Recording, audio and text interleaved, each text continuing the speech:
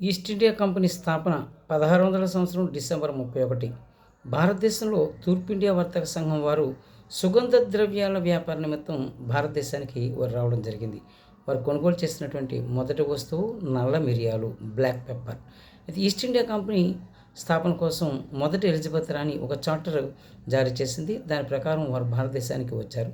మొదటి జేమ్స్ చక్రవర్తి 2 దౌత్య బృందాలను భారతదేశానికి పంపించారు. అందులో మొదటిది కెప్టెన్ హకిన్స్ నాయకత్వంలో 1608 నుంచి 1611 ఒకటి. రెండోది సర్ థామస్ రో నాయకత్వంలో 1615 సంవత్సరంలో భారతదేశానికి రావడం జరిగింది. 1608 సంవత్సరంలో మొట్టమొదటి వర్తక స్థావరం సూరత్ ఓడరేవు. ఇది టెక్స్టైల్ మ్యానుఫ్యాక్చరింగ్కి ప్రసిద్ధి చెందినటువంటిది. మచిలీపట్నం రెండో వర్తక స్థావరం 1611 సంవత్సరంలో స్థాపించారు. మహమ్మద్ కులీ కుతుబ్ షా గోల్కొండ నవాబు దీనికి అనుమతి మంజూరు చేయడం అనేటువంటిది జరిగింది. బ్రిటిష్ వారు ఆ రకంగా భారతదేశంలో విస్తీర్ణమైనటువంటి ప్రాంతాలను సంపాదించి వర్తక వ్యాపార స్థావరాలు నెలకొల్పారు. మరి ఈ ఛానల్ అనేటువంటిది మీరందరూ కూడా యాక్టివ్ చేయండి. మరి కాంపిటేటివ్ పరంగా ఇది చాలా ఉపయోగపడుతూ ఉంటుంది. ఒక లైక్ అండ్ సబ్స్క్రైబ్ చేస్తారని ఆశిస్తున్నాను.